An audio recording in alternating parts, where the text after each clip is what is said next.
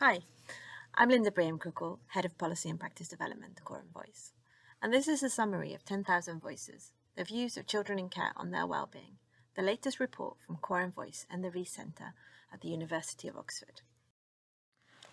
For almost a decade, the Brightspot programme has worked with children in care and caregivers to explore what makes their lives good. And what we've found is that what is important to children and young people isn't always the focus of children's social care, but we feel it should be. So our new report, 10,000 Voices, highlights what children in care have told us about their well-being. The questions that we explore were the areas the children in care themselves told us were important to them. Each of the bright spots indicators here represent a question in the Your Life, Your Care survey. And each is important as they point in the direction of the issues to address to make children and young people's lives better.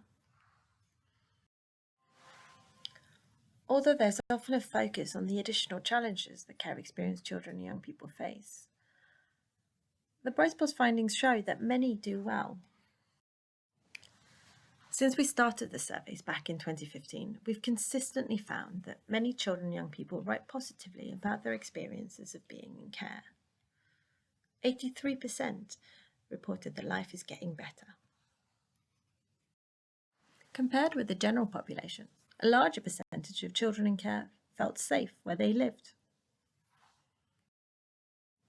liked school,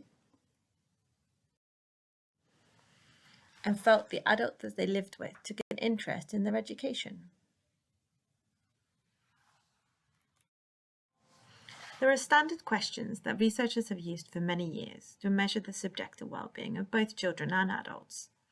When asking children in care about their life satisfaction, happiness, and whether they felt the things they do in life are worthwhile, a higher proportion reported very high well-being than in the general population.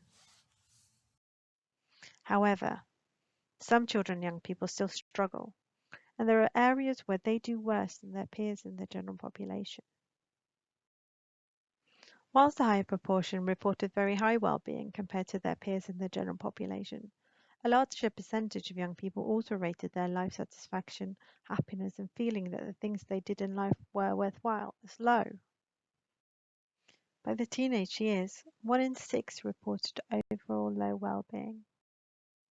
Compared to the general population, fewer young people in care had a good friend or talked to the adults that they lived with about the things that mattered to them. Some children in care felt afraid of going to school because of bullying. Some felt that adults had done things to make them feel embarrassed about being in care. And 6 out of 10 worried about their feelings and behaviour.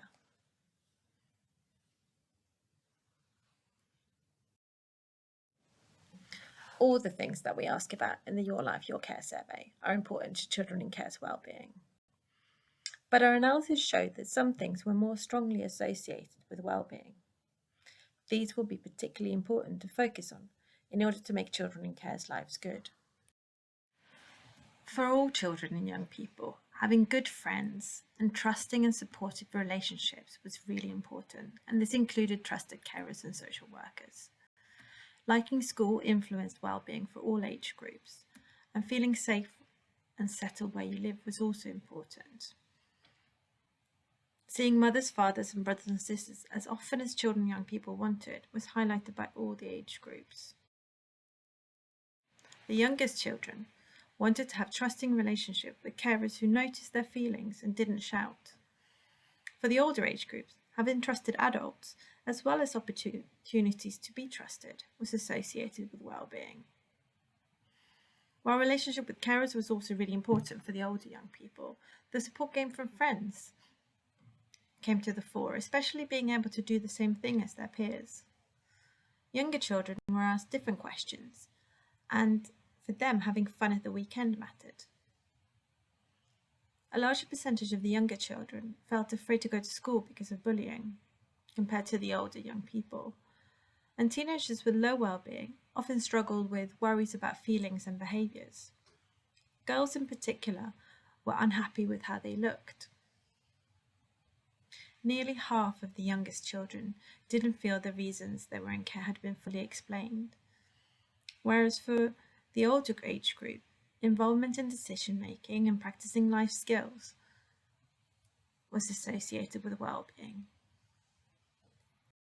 We therefore recommend that to make life good for children in care, they need carers who they trust, who are sensitive to their feelings, somewhere to live where they feel safe and settled, social workers who don't change, are easy to contact and that they trust, opportunities to build and keep relationships with the people who are important to them, involvement in and information about their care and their families, opportunities to be trusted and practice life skills as they get older, and chances to have fun in their free time and to do similar things to their friends.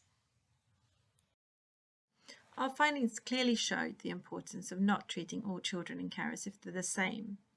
Whilst they had things in common, the challenges that children and young people faced also differed with age, sex, placement type, and ethnicity. Many of the comments from young people illustrated the importance of trusting relationships. But as children became older, fewer reported trusted relationships. As they got older, a higher proportion of young people knew who the social worker was, felt involved in decision making, felt that the reasons why they're in care had been fully explained, and felt that they had opportunities to practice life skills. Girls reported lower well-being than boys. A greater proportion of young people in residential care and living somewhere else, such as supported accommodation, reported lower well-being. For example, more didn't feel safe where they lived, did not have a trusted adult, felt that the adults that they lived with didn't notice how they were feeling, and felt that they were unable to do the same thing as their friends. It's really important to recognise difference. Social care professionals should be mindful of the well-being concerns of different groups of children in care, especially girls and those living in residential care or somewhere else. They need to be aware of how identity can impact on well-being and consider whether particular children and young people may require additional support. To take account of how well-being changes over time, social workers should regularly review plans and use active listening to make sure that children and young people's views and experiences are reflected in their care plans. The local authorities who have made the most of the Brightpost programme have used the surveys to drive change locally. There's some great examples of how local authorities have listened to their children and young people in our resource bank, the updated version of which is launched alongside this report. We encourage local authorities to look for ways to co-produce service improvements with children and young people to address the issues they said would make their lives better. The 10,000 Voices report was produced as part of the Brightpost programme with funding from the Hadley Trust. The Brightpost programme was developed by Coram Voice in partnership with Professor Julie Selwyn from the Rees Centre at the University of Oxford. To find out more about the Brightpost programme and read the full research report, go to our website